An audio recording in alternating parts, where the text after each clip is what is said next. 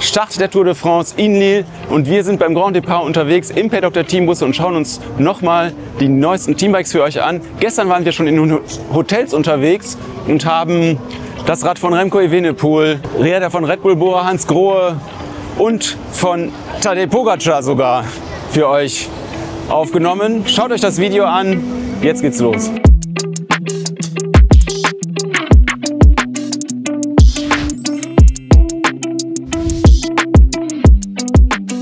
So, wir haben hier das Cannondale Super 6 Evo Lab 71 von Kaspar Asgreen und ja, es ist eigentlich ein Standard-Teamrad, sage ich mal, keine besonderen Modifikationen dran, aber es ist trotzdem spannend, denn er fährt ein 5640 Kettenblatt, also auch ganz große Kettenblätter hier, FSA Powerbox oder beziehungsweise Vision Powerbox als Powermeter, 172er Kurbeln und 1134er Kassette hinten. Und ja, neue Vision-Laufräder auch hier und wir haben 30 mm Vittoria-Reifen auf den Laufrädern. Ich finde das Cockpit richtig cool, weil das auch hier dieses durchscheinende Carbon hat. Das sieht schon fast aus wie ein Camouflagemuster auf diese Weise und sieht auch das ganze Design gefällt mir richtig gut von dem Cockpit. Asgreen fährt auch die Zusatzbuttons am Cockpit.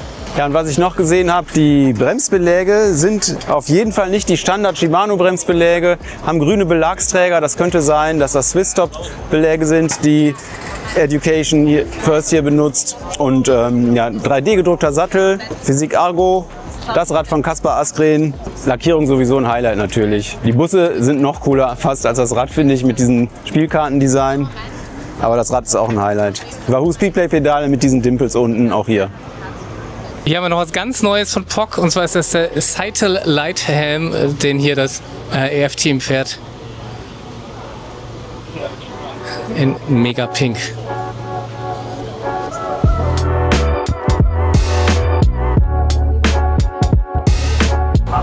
Wir sind bei Uno X und das Teambike von Uno X ist das Ridley Noah Fast, das ziemlich neue Ridley Noah Fast und sie fahren es auch noch nicht lange.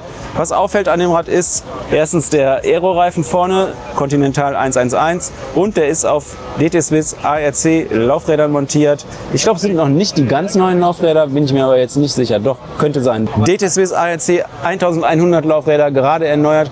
Ja, die Rahmenform seht ihr, das ist ein All-Out-Aero-Rennrad, ganz klar das Ridley Noah Fast. Viele Norweger im Team und hier gucken wir uns mal nochmal die Kettenblattgröße an, 55 zu 44 und FSA Powerbox Powermeter. Und jetzt gucken wir uns mal dieses Cockpit an, wie das gemacht ist. Also geht richtig nach oben hier.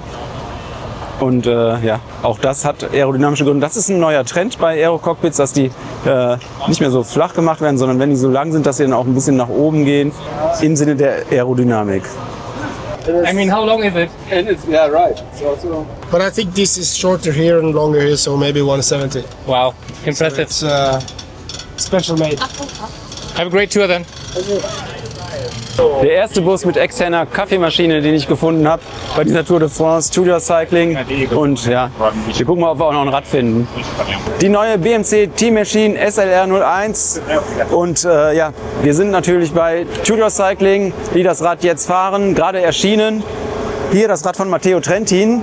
Bin ich persönlicher Fan, muss ich sagen, von Matteo. Und ja, ist ausgestattet mit einer SRAM-Gruppe. Und SRAM Red natürlich, SRAM Red Access 2x12 Gruppe und sie fahren auch 2x12, 5239, ganz klassische Kurbel vorne. DT Swiss ARC Laufräder mit Schwalbe Pro One Reifen und zwar auch noch in der speziellen Profi-Version, die ihr so ein bisschen erkennen könnt an diesem blauen Streifen. Und immer wenn ihr diesen blauen Streifen seht, dann wisst ihr, dass das ein Reifen ist, der speziell für die Profis gemacht wurde. Und ja, ich glaube nicht, dass es schon der neue Aerotan-Reifen ist, aber könnte sein. Typisch für die BMC Team Machine. Die neue BMC Team Machine sind auch diese Trinkflaschenhalter, die die Form vom Rahmen so ein bisschen aufnehmen, um eben auch die Aerodynamik vom Rad zu verbessern. Ich finde es optisch auch sehr gelungen, das Rad. Auch eine schlanke Optik, tief angesetzte Sitzstreben und hier nochmal ein nettes Detail. Ich habe jetzt schon öfter so weiße Striche gesehen an der Sattelstütze, um die Sattelhöhe genau zu markieren. Und hier hat Tudor Cycling eigene Aufkleber dafür. Auch sehr klassisch ist diese Überhöhung, wenn ihr euch die mal anguckt. Ich würde jetzt mal tippen, dass das 20 cm sind. Also auch richtig tief sitzt er vorne. Und fährt auch die Zusatzschifter.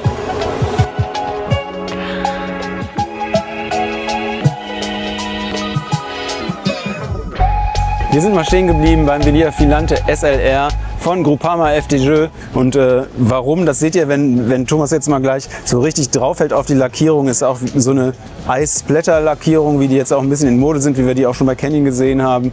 Und die glitzert hier einfach irre in der Sonne. Sieht einfach super schön aus, wie die Räder hier stehen. Und das Cockpit ist mitlackiert. Das habe ich jetzt auch noch nicht so oft gesehen bei dieser Tour, eigentlich noch gar nicht. Und dann schauen wir uns noch mal die Laufräder an, Miche-Laufräder, und Typ ist Kleos, und sie sind bereift mit Continental Grand Prix 5000 TT Reifen, also auch dem Zeitfahrreifen hier auf dem Rad. Und das Filante SLR ist ja das Aero-Rennrad, Aero-Allround-Rennrad von Velia. Und hier übrigens das Rad von Valentin Madouas in Rahmengröße L, was wir uns gerade angeguckt haben. Schön finde ich auch diese speziellen Lockringe hier, die man nur mit einem Spezialschlüssel öffnen kann. Und ja, weiß ich nicht, warum sich die Teams diese Arbeit machen, aber ja, brauchen sie einen Spezialschlüssel. Canyon ist hier. Canyon hat einen Pop-Up-Store im einzigen Cycle Café, was es hier in Lille gibt, und sieht von außen schon ziemlich spannend aus. Viele Fahrradfahrer sind hier, alle Fahrradfahrer sind willkommen. Hier finden täglich Rides statt, und wir gehen mal eben rein, da gibt es eine spannende Sache. Und zwar steht hier ein Canyon Airroad in der neuen Lackierung, die so in den USA schon verkauft wird, und ist so ein Kupferfarbton. Wir haben auch heute schon neue Farben bei Canyon gesehen, also bei den Teamrädern von Alpecin de Koning und auch bei Movistar. Und den Farbton gibt es erstmal nur in den USA, aber wir haben gefragt, wann das Programm nach Deutschland kommen wird, und in einigen Wochen, hat man uns gesagt. Und wenn wir uns noch so ein bisschen umschauen in dem Café, dann sehen wir, dass auch das neue 999 € Rennrad da hängt und das neue Canyon Grizzle, was gerade vorgestellt wird. Zu beiden Rädern haben wir Videos auf dem Kanal, und ja, gefällt mir richtig gut. Canyon hat sogar eine eigene Zeitung extra für die Tour rausgebracht. Das ist das Cycle Café in Lille mit Canyon.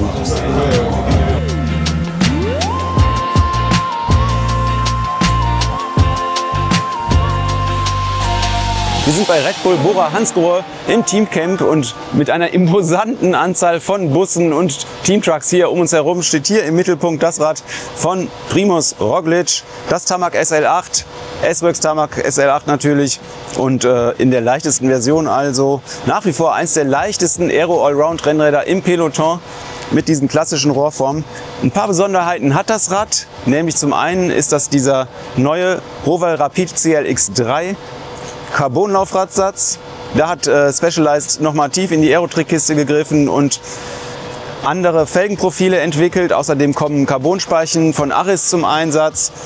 Die Maulweite bei diesen Laufrädern ist 21 mm, und das Felgenprofil hat Specialized anders gestaltet, ungewöhnlich. Ihr kennt vielleicht Felgenprofile, die vorne geringer sind als hinten, um vorne eine bessere Lenkung zu haben, mehr Seitenwindstabilität, und hinten die höchsten Aerodynamikvorteile rauszuholen. Und Specialized geht genau den anderen Weg und sagt, ja, wir machen vorne das Laufrad höher, nämlich in dem Fall 51 mm, das ist der Aero Allround Laufradsatz, 51 mm beim CLX3 und hinten 48 mm, also hinten flacher als vorne, weil sie sagen, man kann eben vorne an der Front die meisten Aero-Vorteile gewinnen. Übrigens die Nippel bei dem Laufradsatz aus Titan, also da wurde auch ordentlich Gewicht gespart. Ja, und optimiert ist dieser Laufradsatz für 28 mm breite Reifen, und eigentlich sagt Specialized für den Turbo Rapid Air, aber hier Primož fährt den Turbo Cotton in 30 mm, und ihr seht hier typisch Specialized, das habe ich bei keinem anderen Hersteller so extrem gesehen, wie der Übergang vom Reifen zur Felgenflanke ist. Also die Felge steht ja sogar ein bisschen über dem Reifen hervor, auch das ist im Sinne der Aerodynamik natürlich. Kurbelcheck habe ich auch schon gemacht. Primož Roglič fährt eine 170 mm Kurbel, 1 cm mehr als Jonas Vingegaard, obwohl Primož eigentlich kleiner ist, also eher noch nicht auf der ganz kurzen Seite des Kurbelspektrums, aber ja, ich glaube, das wäre eher die normale Länge nach klassischen Maßstäben, die er fahren würde. Übrigens sagt Specialized bzw. Roval, dass das Felgenhorn der neuen Laufräder ebenfalls nochmal auf Robustheit optimiert wurde und ist ein Hooked-Profil, also mit Haken und ein bisschen breiter, also man sieht es ja auch förmlich, dass es breiter ist. Und das ist eben nochmal für stärkere Robustheit ausgelegt. Und wir gehen jetzt nochmal eben hinter zum Team Truck, denn das ist bisher der größte Food Truck, den ich gesehen habe. Noch größer als der Visma Leasebike Team Truck. Und na klar, bei den Sponsoren muss das natürlich auch irgendwie sein, dass man eine richtig prestigeträchtige Küche für das Team hat. Übrigens, das neue Design bei Team Red Bull Bora Hansgrohe, hier das blaue Rad, das sah ja vorher ein bisschen anders aus, wenn ihr euch erinnert, nämlich weiß. Das soll eine Hommage sein an die Equipe Tricolore, die französische Nationalmannschaft, und die Farben finden sich dann eben auch im Bike-Design wieder. Wie gefällt's euch? Schreibt's gerne in die Kommentare. Und ja, wie gefällt euch das Design?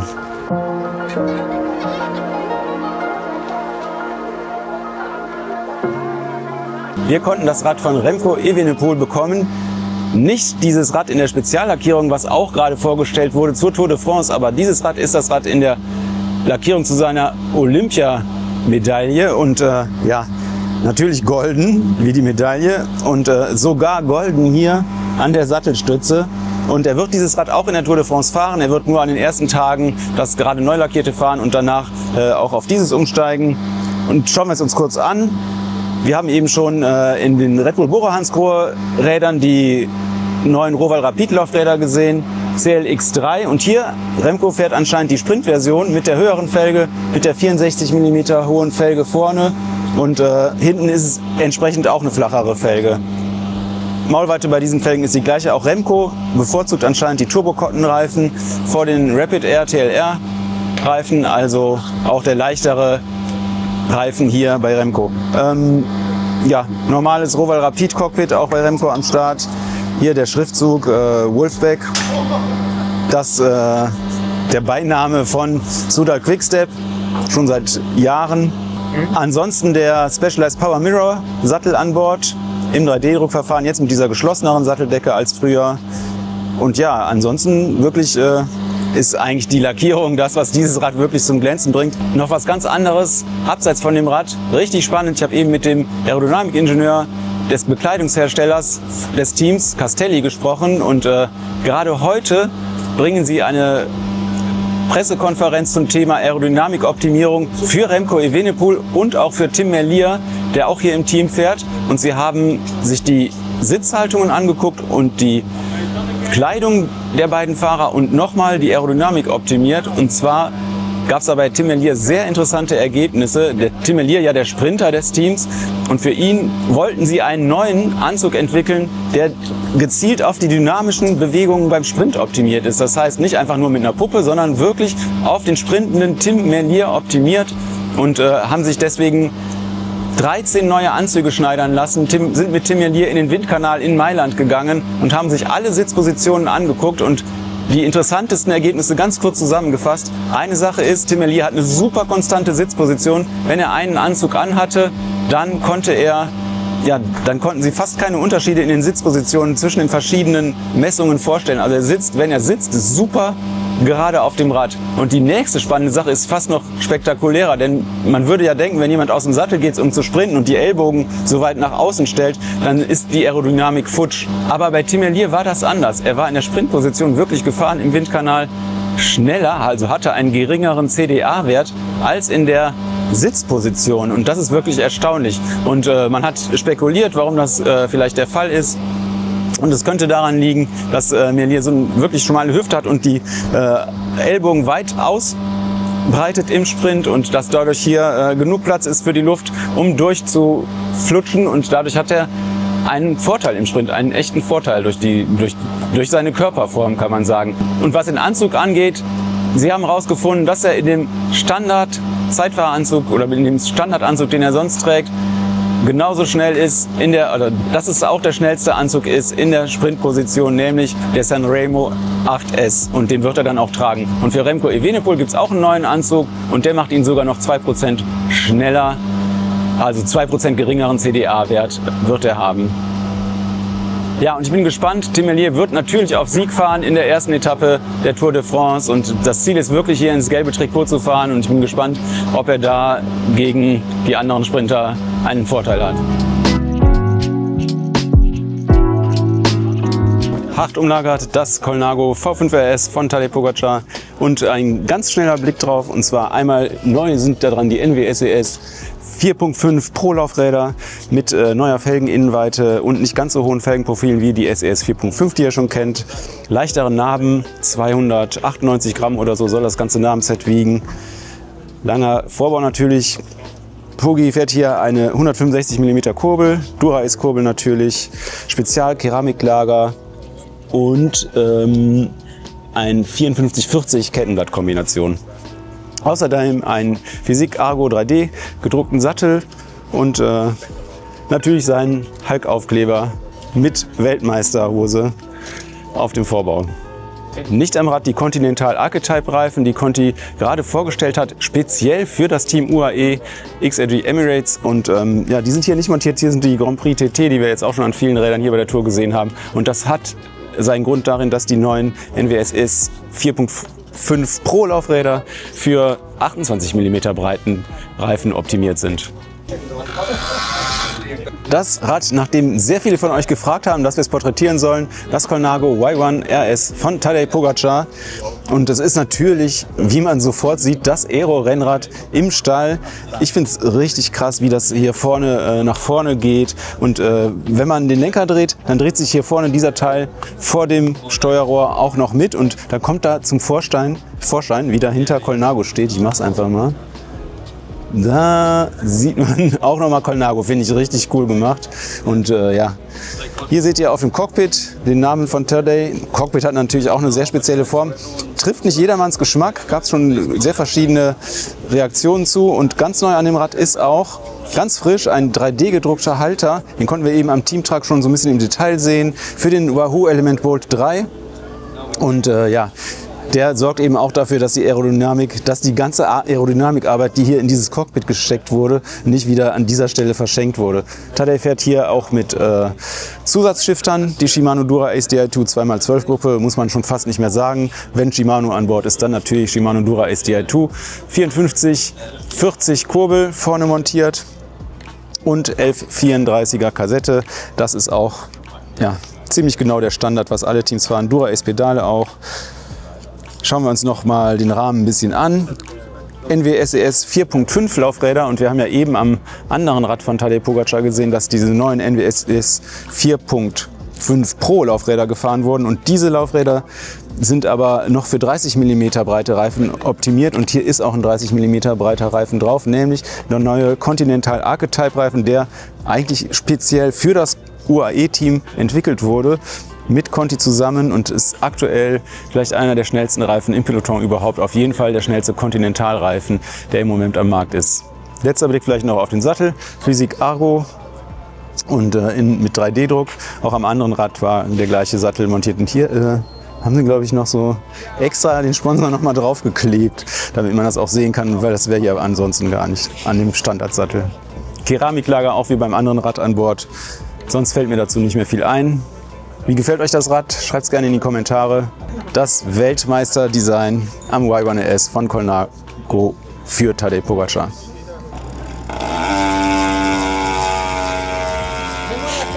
Ja, jedenfalls hier das Zeitfahrrad von Tadej Pogačar. Die Zeitfahrwaffe, muss man sagen, spannend finde ich vor allen Dingen weniger das Rad, sondern ob er mit diesem Rad Remco Evenepoel wird schlagen können. Denn das ist so ein bisschen die große Frage für die Zeitfahren bei der Tour de France. Und ja, für mich das Spannende. Auch ein 3D-gedruckter Sattel dran, wie bei den anderen Bikes, die wir schon gesehen haben.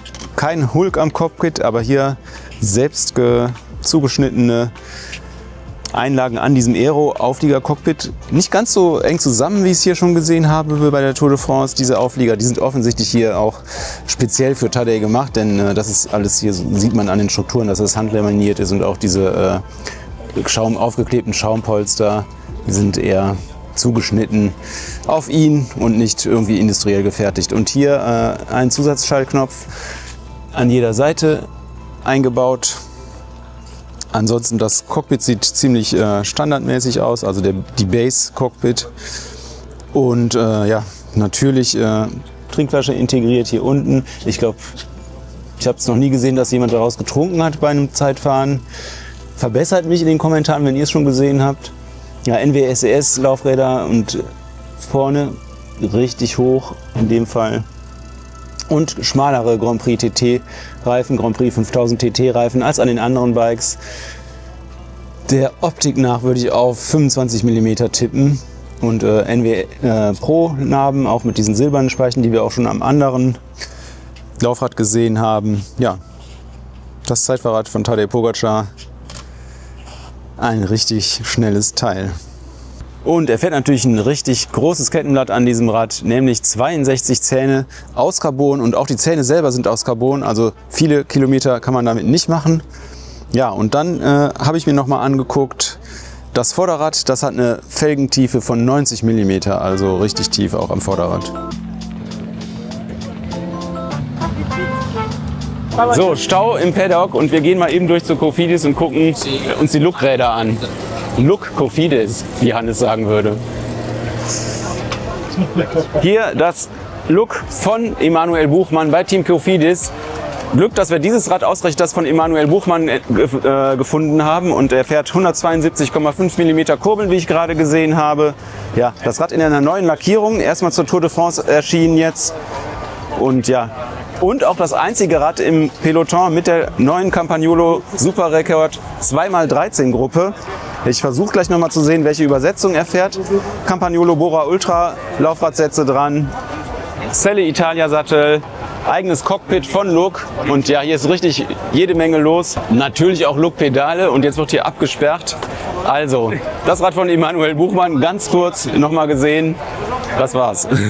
Einen 3D gedruckten Direct Mount Halter haben wir noch entdeckt am Look von Emanuel Buchmann und außerdem, ja, ihr seht, wir rücken die Räder zurecht. Das Look 795 Blade RS von Emanuel Buchmann im Schnelldurchlauf. Das Team Machine R von WMC haben wir euch noch nicht gezeigt. Wir waren zwar schon bei Tudor Cycling, aber das Team Machine R konnten wir noch nicht sehen. Hier steht es nochmal, das ist das All-Out-Aero-Rennrad des Teams. Also sie haben beide Räder hier mit im Gepäck und hier das Rad von Fabian Lienert und ausgestattet mit den neuen DTCs ARC 1100 Laufrädern mit dem überarbeiteten Felgenprofil und den Schwalbe Pro-An in der Pro-Version, Pro-Reifen sozusagen, mit dem blauen Streifen. Ja, ihr könnt dann sehen, das Markante an der Team Machine R ist diese ausgestellte Gabel an der Front und ja, hier natürlich auch wieder ein sehr langer Vorbau an diesem Profi-Rennrad. BMC-Räder mit Time-Pedalen bei Tudor Cycling und Tudor Cycling ist gerade erst umgestiegen auf die SRAM-Gruppen, also noch ein Team mehr mit SRAM-Schaltung im Peloton. Und dahinter noch das Rad von Marius Meyerhofer aus Deutschland. Eine Sache noch zu den Rädern, also ich sehe hier ausschließlich am Start Team Machine R Modelle ausgestellt. Das heißt, für diese Flachetappe wird das Team ausschließlich auf dieses Rad setzen. Das war gestern, als wir das Video gedreht haben, noch ein bisschen unklar, aber jetzt ist klar, ausschließlich Team Machine R am Start. Wir sind bei Picnic Postonnel, das Team, das dieses Jahr umgestiegen ist auf Lapierre Bikes und vor mir steht das Lapierre Xilius DRS, das neue Teambike. Ein Allround-Aero-Rennrad, leicht und gleichzeitig aerodynamisch. Und das hier ist das Rad von Pavel Bittner. Und wir schauen uns mal als erstes den Vorbau an. Der ist nämlich ziemlich lang. Außerdem, ja, das Rad gibt es in Aufbauten ab 6,8 Kilo. Also das Rad kann man so aufbauen, dass es genau am UCI-Mindestgewicht liegt. Montiert sind hier 28 mm breite Vittoria Corsa Pro Reifen. Ich bin mir nicht sicher, ob die tubeless montiert sind oder nicht. Da fragen wir gleich nochmal einen Mechaniker. Also das Team fährt Wahoo Bolt Computer, also eher die kompakte Version von Wahoo. Und auf diesem Computer, der nicht zu diesem Rad gehört, war eben noch eine Etappe vom Giro gespeichert, habe ich gesehen, mit einem Schnitt von 29,7 Stundenkilometer. und eine Höchstgeschwindigkeit von 90 km/h. Völlig irre. Ja, und die Laufräder sind gut für hohe Geschwindigkeiten ausgelegt. Pavel Bittner ist ja ein Sprinter. Ich habe sie gerade noch mal gemessen, sind 60 mm hohe Felgen, also passt noch gut zum UCI-Limit, was er jetzt bei 65 mm demnächst liegen soll. Und hier auch ein 28 mm Reifen drauf. So, und jetzt habe ich mir noch mal eben schnell das Zeitfahrrad von Frank Vandenbroucke geben lassen. Und hier seht ihr es. Also gar nicht so eine hohe Überhöhung, wie ich jetzt gedacht hätte, wie die Leute fahren. Also da geht der Trend eindeutig zu einer geringeren Überhöhung. Ihr seht, dass die Ausleger hier ziemlich weit oben, oberhalb von dem Zeitverlenker angebracht sind. Frank fährt eine dicke Übersetzung von 56 zu 44. Hinten Scheibe, Scope Wheels an dem Rad dran, Scope Artec. Ja, und das ist eindeutig höher als 65 mm, aber im Zeitfahren ist es auch nach wie vor erlaubt. Diese neuen UCI-Regeln, von denen ihr vielleicht gelesen habt, die gelten erstmal nur für Massenstart-Events und Cross-Events. Noch ein interessantes Detail am Rad von Frank ist hier diese Zusatzschifter. Ich denke, die werden aber auch alle inzwischen benutzen, die hier oben an den Auslegern angebracht sind. Die Armschalen ziemlich eng beieinander. Und ich habe eben erfahren, die meisten Fahrer fahren heutzutage einfach Kassetten von 11 bis 34, also auf eng gestufte Gänge wird nicht mehr so viel Wert gelegt, einfach möglichst breites Übersetzungsspektrum für die anspruchsvollen Etappen bei der Tour.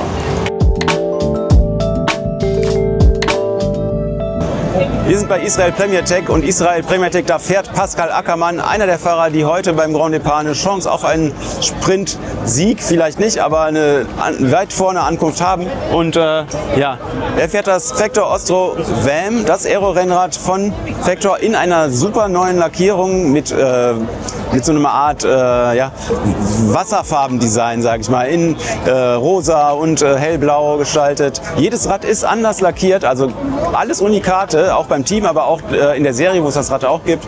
Und ja, ausgestattet mit Shimano Dura SDI2 2x12 Setup. Wahrscheinlich im Standard-Setup, das konnten wir hier nicht so gut sehen, aber im Artikel werdet ihr die Infos finden.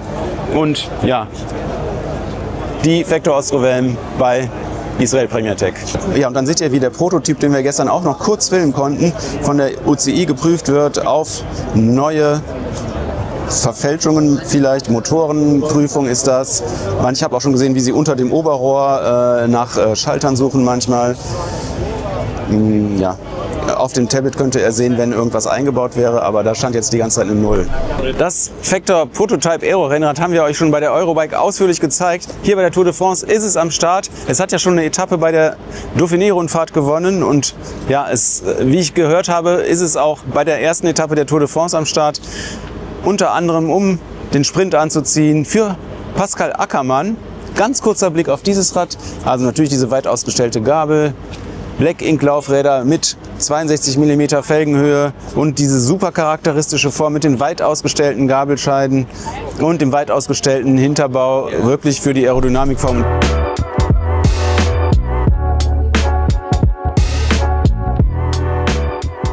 Wir sind beim Lotto-Team und Lotto fährt mit Orbea-Rädern und ich war gespannt, was sie hier zu dieser Etappe, zur Flachetappe mitbringen, und es ist das Orbea Orca Aero. Das Rad ist auch schon eine Weile im Peloton unterwegs, das All-Out-Aero-Rennrad von Orbea, und ihr kennt es vielleicht in der Serienversion mit diesem Tank unter dem Unterrohr, den man dann zusätzlich anklicken kann, der nochmal die Aerodynamik erhöht, aber hier ist der nicht dran, sondern ganz normal die 2 Wasserflaschen. Und was noch interessant ist, Orbea hat neue Laufräder, die jetzt auch direkt hier mit zur Tour de France genommen wurden. Die sind wohl schon das ganze Jahr mit dem Team unterwegs. Orbea RA57 Limited sind hier am Orbea Orca Aero montiert. Das sind die zweithöchsten Laufräder im Setup, also richtig die All-Out Aero Laufräder auch, die auch nächstes Jahr noch UCI-legal sind. Und ja, da sind auch eigene Namen von Orbea drin, auch in einer interessanten Farbe, wie ich finde. Orbea produziert die Narben in Spanien, alles bis auf die Kugellager, und die Felgen wird in Spanien produziert. Auch die ganzen Laufräder von Oppo werden in Spanien produziert. Ja, und wir schauen uns das Rad noch mal ein bisschen genauer an. Noch ein paar Details zum Rad. Hier an diesem Rad ist ein 5640 Kettenblatt-Kombi montiert, Shimano Dura SDI2 Setup, ziemlich sicher auch mit der L34 Kassette hinten. Spannend ist noch, dass hier das System von FSA genutzt wird zur Leistungsmessung. eigene Cockpits von OC Components, also die Marke von Orbea. Und der Laufradsatz übrigens mit 23 mm Innenweite, 29 mm Breite Vittoria Corsa Pro Reifen montiert. Und dann seht ihr hier, dass die auch an dieser speziellen Okwo-Felge mit Mini-Hook, wie Okwo sagt, richtig gut anschließen. Also auch ja, in dieser Hinsicht aerodynamisch optimiert. Ihr kennt diese Aufkleber auf den Cockpits von Rennfahrern und was wir gerade bei Orbea gesehen haben, ist nicht ein Streckenplan, wie ihr das vielleicht normalerweise kennt, sondern die haben einfach nur den Nutrition Plan für diese Etappe direkt aufs Cockpit geklebt. Das heißt, sie sehen dann genau, was sie wann essen müssen. Auch Arkea ist hier mit einem Aero-Rennrad am Start, das Bianchi Ultra RC. Und ihr seht, was vorne passiert ist, nämlich das Team muss immer bei Rennen diese Aeroflossen, die das Serienmodell hat, abmontieren, damit es den UCI-Regeln entspricht. Und spannend an dem Rad, hat natürlich eine Wahnsinnslackierung, ein bisschen Metallic Celeste würde ich es mal nennen. Spannend an dem Rad ist auch, dass es unten diese Aeroflossen sogar an der Gabel hat. Also es sieht so richtig aus wie ein Sportwagen. Auch hinten das Heck ist so designt, dass es so richtig sportwagenmäßig aussieht. Ja, Bianchi war ziemlich früh auch dabei mit diesem speziellen Cockpit mit Luftdurchlässen an der Front. Direkt nach Cervelo haben sie damit angefangen und das Rad mit einer Shimano Dura HDI2 ausgestattet. 2x12 Setup. Kettenblätter konnte ich mir noch nicht angucken. Reifen konnte ich mir genauer anschauen. Sind 30 mm Vittoria Corsa Pro und damit gehört das Team zu den Teams mit den breiteren Reifen im Peloton. Also UAE hat ungefähr die gleiche Reifenbreite, allerdings dann von Conti mit dem neuen Archetype. Und was wir uns auch inzwischen angucken konnten, sind die Kettenblätter. 54/40 wird hier gefahren, also nicht ganz so ein dicker Gang an diesem, zumindest an diesem Bianchi Ultra. So, und jetzt kommen die Fahrer und die gehen auch zur Einschreibung.